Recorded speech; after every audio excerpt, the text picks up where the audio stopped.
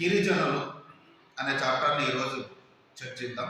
గిరిజనులు అనేటువంటి పదాన్ని బాగా ప్రాచుర్యంలోకి తీసుకువచ్చినటువంటి వ్యక్తి మహాత్మా గాంధీ.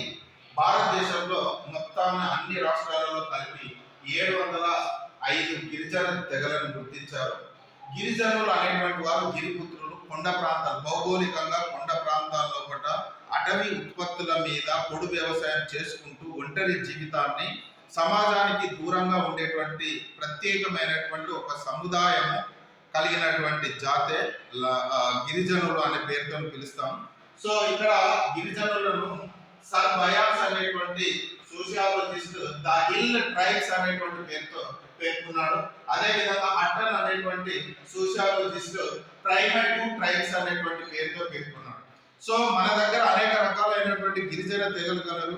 తెలంగాణ లోపల గోండులు, చెంచులు, తర్వాత వచ్చేసి లంబాడీస్, తర్వాత కోయలు, వీరందరూ కొండారెడ్లు, ఈ విధంగా వివిధ రకాలైనటువంటి గిరిజన తెగలు కనిపిస్తున్నవి. వాటిలో ముఖ్యంగా లంబాడీ తెగ అనేటువంటి వారు ప్రస్తుతం సమాజంలో పట్ల మిళితమై ఉన్నటువంటి ఒక గిరిజన తెగ.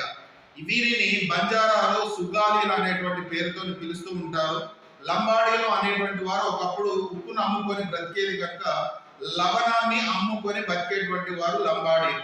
ఇంకొక అర్థంలో చెప్పాలి అని అంటే భారీకాయ, లమ్ అంటే పెద్ద, సో పెద్ద శరీరాన్ని కలిగినటువంటి వారిని లంబాడీస్ అనేటువంటి పేరుతో పిలిచారు.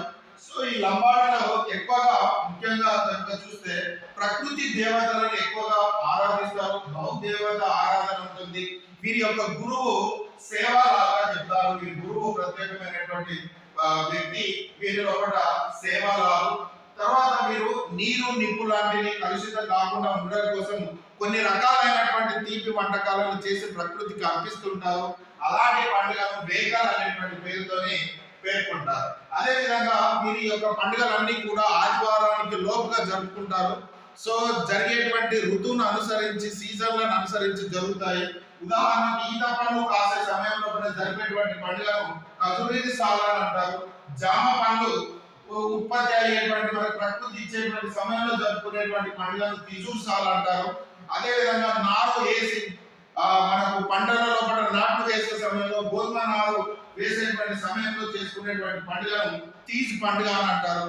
ఈ తీజ్ పండుగ అనేటువంటిది మన హిందువుల యొక్క బతుకమ్మ పండుగను పోలి ఉంటుంది. ఇది కూడా 9 రోజులు జరుగుతుంది. పెళ్లి కాని ఆడపిల్లలు 9 రోజుల పాటు మేరమ్మ బాబాని పూజిస్తూ చేస్తూ ఉంటారు.